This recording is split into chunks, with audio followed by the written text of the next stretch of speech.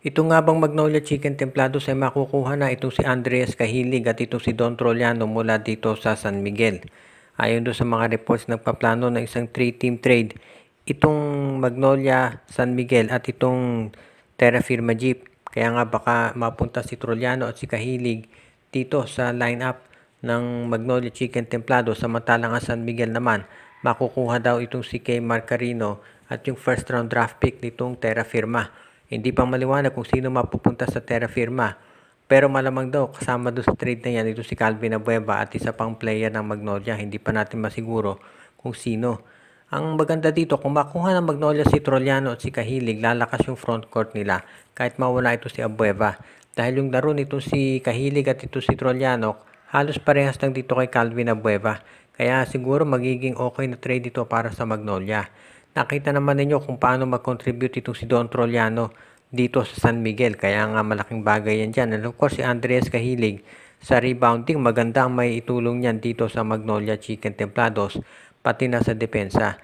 Kaya sigurado na magiging bagay itong mga nabanggit na players dito sa lineup ni Coach Chito Victolero. As it is ngayon, alam natin na hindi na magkakaroon ng major changes kung kinakailangan itong Magnolia. Pero kung available naman si Troliano at si Cahilig, bakit sila tatanggi? So iyan yung magiging, sabihin na natin, pag-iisipang mabuti ng Magnolia.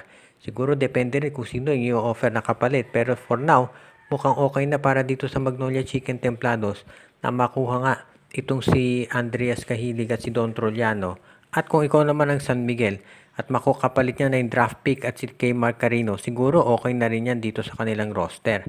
So abangan na lang natin kung ano pa ang major movements na gagawin itong Magnolia Chicken Templados kung sakasakali nga na matuloy ang nabanggit na transaksyon.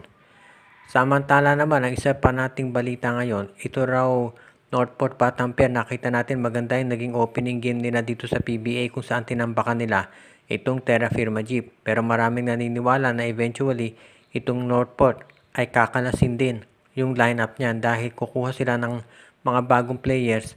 Dahil ito sila Arvin Tolentino, William Navarro, Joshua Monson ay dadali na dito sa San Miguel. So far, hindi pa gumagalaw ang SMB dahil maganda yung naging performance nila dito sa first few games. Pero kapag nagkaroon ng problema dyan, asahan na natin na magkakaroon ng major movement at pagbabago dito sa San Miguel. Yan ngayon ang pinag-aaralang mabuti nitong SMB kung ano ang magiging adjustment nila para makakuha ng mga bagong, sabihin na nating mga players.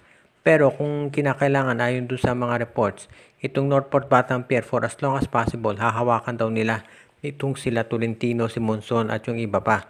Pero alam naman nating lahat na eventually matitrade din yan kung hindi dito sa San Miguel, ay dito sa Barangay Ginebra. At yan daw ngayon, ayon doon sa mga reports, ang dahilan kung bakit ginagandahan ng mga nabanggit na players yung kanilang performance. Dahil kumbaga, parang nag-audition na sila dito sa SMC para makalipat at makapaglaro. If ever matuloy nga itong magandang performance nila Arvin Tolentino at itong iba pang players, maaasahan natin na magiging maganda rin ang magiging resulta niyan para dito sa SMB o sa Ginebra o kung saan pa man sila mapunta. Doon sa mga players na pwedeng mapunta dyan, ito si Gio Halalo lang ang parang medyo hindi pa sigurado dahil ito yung magiging unrestricted free agent sa Agosto.